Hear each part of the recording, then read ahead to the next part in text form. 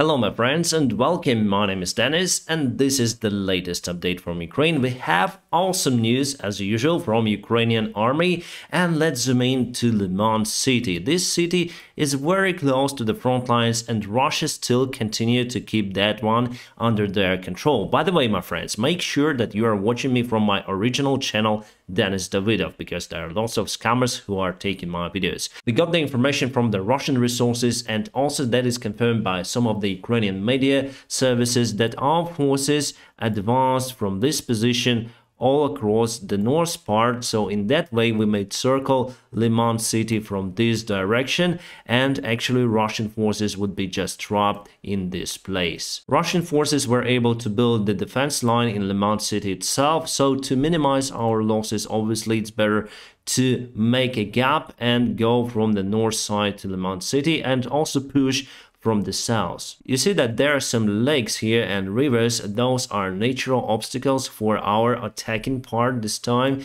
so that is why we're gonna bypass this obstacle from the north and go to the south. So it's just a matter of time then Russian army would be circled in that city. I put my eye very close on that one, so I hope next week we're gonna free this city from Russian occupiers. As for this military map update, here we go with some of the changes. So it was yesterday, and this picture for the night time. So we moved from Studenik to this direction, and I think we're very close to Ridka already. I think we already bypassed this part of the lake and we're gonna go to Lyman. So I guess if Russian soldiers would like to save their lives, it's better to use this secondary roads to retreat to Crimea and to Lugansk region. It's the single movement that we have on the front lines for today, my friends, but nevertheless I think Ukraine is preparing for one more jump attacking Russians, because we need to use this time 1 or 2 months, then Russia will prepare their mobilized soldiers. And as for today, we got the confirmation that Russia would like to mobilize not 300,000 people but 1 million. And so-called referendums will go very soon, I think this weekend. Obviously those are not referendums but nonsense, just to have some sort of the legitimate right to mobilize forces for Russia to fight in Ukraine. And now let's go to some of the news and events. Well, the greatest news for the last night that our soldiers from Azovstal were freed. I think not everyone, but 215 people, it's quite a lot. Also the leaders of Azov itself were freed in exchange for one guy, Medvedchuk, who was a Russian puppet leader here in Ukraine. He got his own party, now it's forbidden, and that party was some sort of the Russian octopus that put the Russian peace, or they wanted to put the Russian peace here in Ukraine. Actually, some of the people voted for them, but now people just hate that party. So this is the guy, Viktor Medvedchuk, the leader of OPZZ party, pro-Russian party. He got millions of dollars from a Russian regime to put Russian peace here in Ukraine, unsuccessfully as you see, and he was wearing Ukrainian uniform because he was trying to escape across the Ukrainian border, but our border control was able to identify this guy and stop him from that, and he was caught and he was put in prison for I think half a year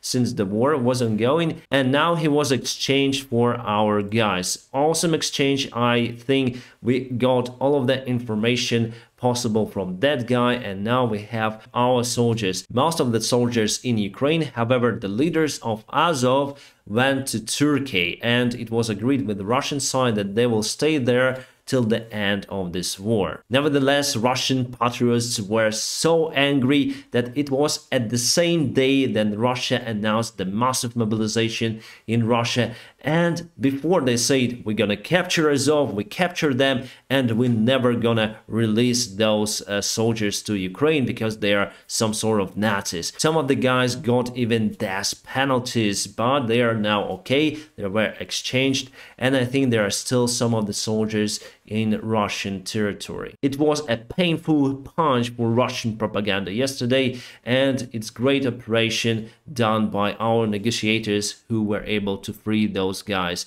exactly the day of the mobilization that Russia announced it. Also, President Zelensky greeted our soldiers who got freedom finally after they defended Azovstal and Mariupol city. Those soldiers are heroes. Also, news coming from Germany: we obtained 6 more Gepard tanks, anti-aircraft tanks, and totally we have around 30 of those units in Ukrainian army. Thanks Germany, and we do expect to receive Leopard tanks from you as well. Israel permitting anti-UAV system transfer to Ukraine, so it was some sort of the other country, I don't remember it, that was using that equipment, anti-drone equipment, and Israel refused to give the permission for the transfer of that weapon. Now it gave the permission, and it will help us to fight against Iranian drones. Quite a strange move from Germany. They think to give the shelter for those Russians who would like to escape the Russian mobilization. In that case, half of the Russia would go to Germany.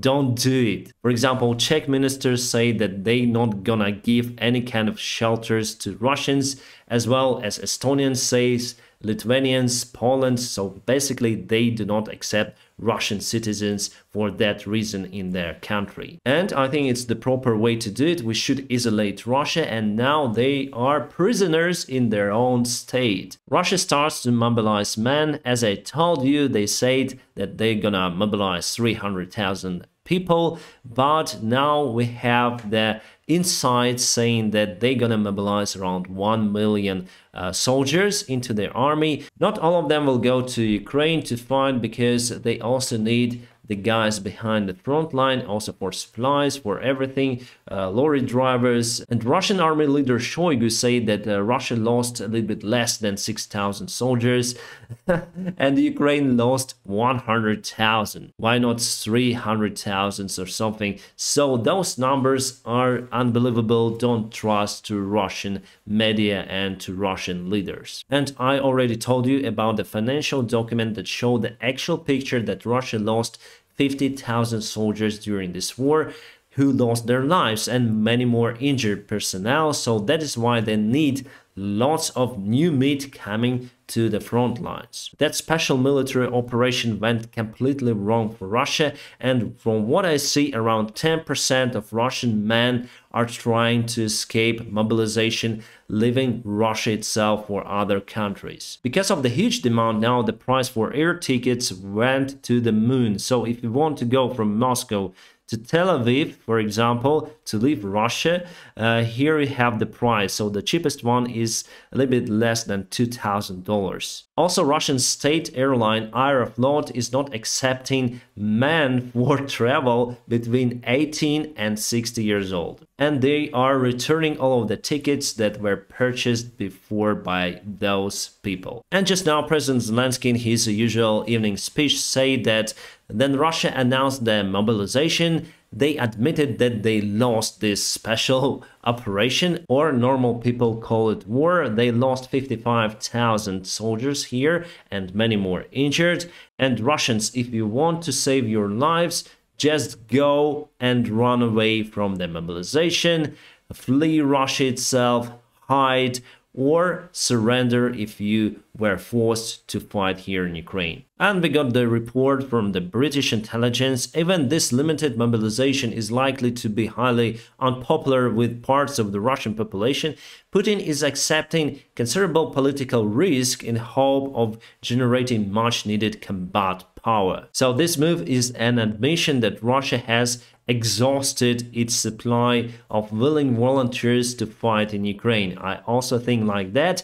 All of the people who wanted to spend their life here fighting in Ukraine, they already wasted it. Russian officials say that they shut down Ukrainian drone in Crimea. The problem with that drone that it got the stars on its wings. This picture was taken in Sakhalin, far east in Russian Federation. So all of those mobilized men will be just loaded on that airplane Antonov 12 and delivered to the western side of Russian Federation to fight in Ukraine. And United States says that it takes Putin's nuclear threat seriously. So before, in his speech about the referendum and mobilization, Putin said that we have all of the options to be used to protect the Russian Federation. So now they will go on the referendum. They don't care what people would vote for, or they don't care about people if they vote or not. They'll put Russian Federation in Ukraine, basically annexing the part of our country. So he said that they gonna protect and secure those areas, and that is why they may use nuclear weapons. So United States are now taking seriously that threat from Vladimir Putin. And Iranian protests are continuing there. Those are true riots, my friends. That is what should be in Russia, but there are none of them. Russians are so brainwashed, they are so soft and fluffy that they will never, I think, go on those riots. Well, at least I would be very surprised if they do that stuff in Russia. And Iranian regime is up to collapse, my friends. I'm eagerly waiting for it, and I do respect those Iranians who are fighting against it. My friends, I'm gonna keep you updated on situation here in Ukraine. Now, please press the like to support my channel. Also, if you want to support me financially, there are some of the links in the video description just below. You may support me on Patreon, PayPal, or Donatello, whichever you like.